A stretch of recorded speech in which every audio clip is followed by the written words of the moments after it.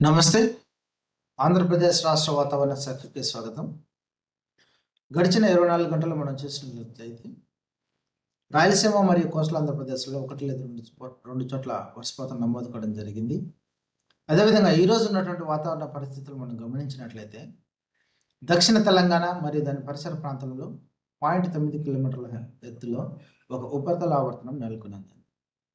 ఈ ఉపరితల ఆవర్తనం నుండి దక్షిణ తెలంగాణ నుండి గల్ఫ్ ఆఫ్ మన్నార్ వరకు వయా రాయలసీమ, తమిళనాడు మీదుగా ఒక ఉత్తర దక్షిణ ద్రోణి మనకు నెలకొనుంది.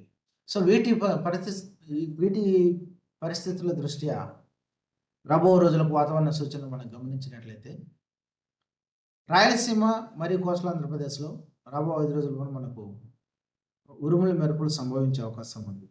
ఇక వర్షాలు చూసినట్లయితే ఈరోజు, రేపు కొన్ని చోట్ల మనకు వర్షం నమోదయ్యే అవకాశం ఉంది. ఆ తర్వాత రాయలసీమ, కోస్టల్ ఆంధ్రప్రదేశ్‌లో 1 లేదా 2 చోట్ల వర్షపాతం నమోదయ్యే అవకాశం. ఇక ఉరుములు, మెరుపులతో పాటుగా ఈదురుగాలులు గమనించినట్లయితే ఈరోజు రాయలసీమలో మరి ముఖ్యంగా అనంతపూర్, కర్నూలు, నంద్యాల, వైఎస్ఆర్ కడప, సత్యసాయి జిల్లాలలో గంటకు 50 నుండి 60 కిలోమీటర్ల వేగంతో ఈదురుగాలులు వీచే అవకాశం ఉంది. ఆ తర్వాత రేపటి నుండి 40 నుండి 50 కిలోమీటర్లు వేగంతో గాలులు వీచే అవకాశం ఉంది. అదేవిధంగా కోస్తాంధ్రప్రదేశ్‌లో చూసినట్లయితే రాబో 4 రోజులు కూడా ఉత్తర మరియు దక్షిణ కోస్తాంధ్రప్రదేశ్‌లో గంటకు ఈదురుగాలులు 40 నుండి 50 కిలోమీటర్ల వేగంతో వీచే అవకాశం. ఇక ఉష్ణోగ్రతలు చూసినట్లయితే మనకు ఈ రాబో 4 రోజులు కూడా గరిష్ట ఉష్ణోగ్రతలలో పెద్ద మార్పులు లేనప్పటికీ ఆ తర్వాత చిన్న స్వల్ప పెరుగుదల మనకు కనిపించే అవకాశం ఉంది. కాబట్టి ఈ వాతావరణ హెచ్చరికలను దృష్టిలో ఉంచుకొని ప్రజలు అప్రమత్తంగా ఉండాలని తెలియజేస్తున్నాం. మరి ముఖ్యంగా ఈరోజు రాయలసీమ జిల్లాలలో 40 నుండి 50 కిలోమీటర్లతో పాటుగా కర్నూలు, నంద్యాల, అనంతపూర్, సత్యసాయి, వైఎస్ఆర్ కడప జిల్లాలో 50 నుండి 60 కిలోమీటర్ల వేగంతో గాలులు వీచే అవకాశం ఉంది. కాబట్టి ఈ చెట్లు పడిపోవటం కానీ, విద్యుత్ స్తంభాలు కానీ, లేదా టెలిఫోన్ స్తంభాలు కానీ పడిపోయే అవకాశం ఉంది. అలాగే పాడుబడ్డటువంటి బిల్డింగులు కానీ ఇవన్నీ కూడా నేలకొరగడానికి అవకాశం ఉంది.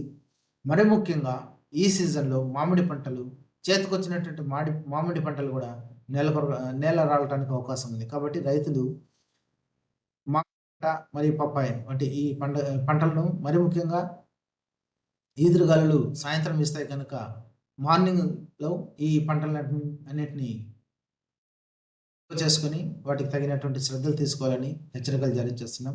అలాగే ఉరుములు, మెరుపులు సంభవించే సమయంలో రైతు కూలీలు కానీ, దైనందిన కూలీలు కానీ ఎటువంటి పరిస్థితుల్లో చెట్ల కిందకి వెళ్ళరాదని హెచ్చరికలు జారీ చేస్తున్నాం.